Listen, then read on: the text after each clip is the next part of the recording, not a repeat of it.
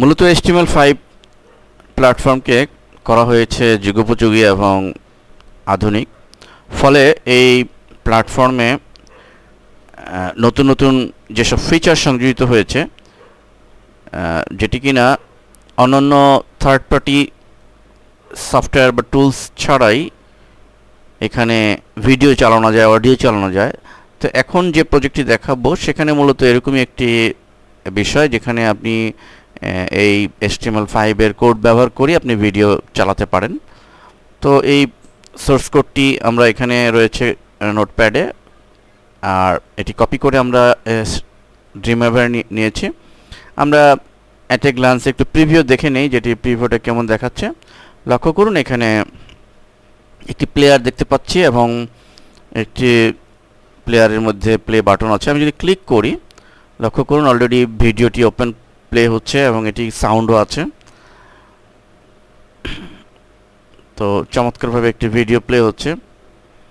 তো আসুন এবার আমরা এটি কিভাবে করব এবং এই কোডগুলো আমরা একটু বিশ্লেষণ করি, তাহলে বুঝতে পারবো।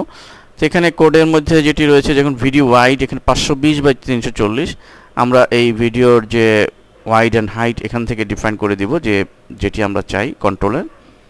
এবং এই সোর্স এখানে ভিডিও, এখানে সোর্স এখানে আমার ভিডিও ফাইলটি ডিফাইন করতে হবে এবং মনে রাখতে হবে যে আমি যে ভিডিও ফাইলটি নিতে চাই সেই ভিডিও ফাইলটি যেন আমার সোর্সে থাকে।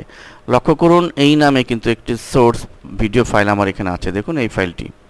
এবং কারেন্টলি এটি যেসব ভিডিও সাপোর্ট করে সেটি 3 ধরনের ভিডিও ফরম্যাট সাপোর্ট করে। এর মধ্যে হচ্ছে MP4, WebM অ্যান্ড OGG, এই 3 ফরম্যাটের ভিডিও জাস্ট এই HTML5 এ সাপোর্ট করে। তো এটি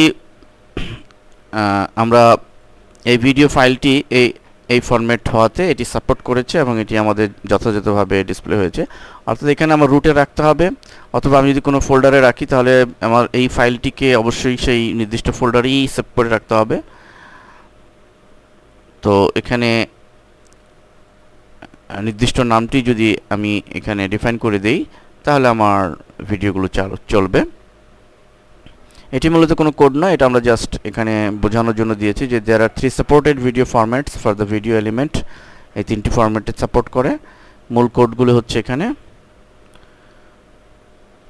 তো আশা করি আপনারা যে কোনো ধরনের এই ফরম্যাটের ভিডিওগুলো আপনারা অনায়াসে HTML5 প্ল্যাটফর্মে প্লে করতে পারবেন। ধন্যবাদ।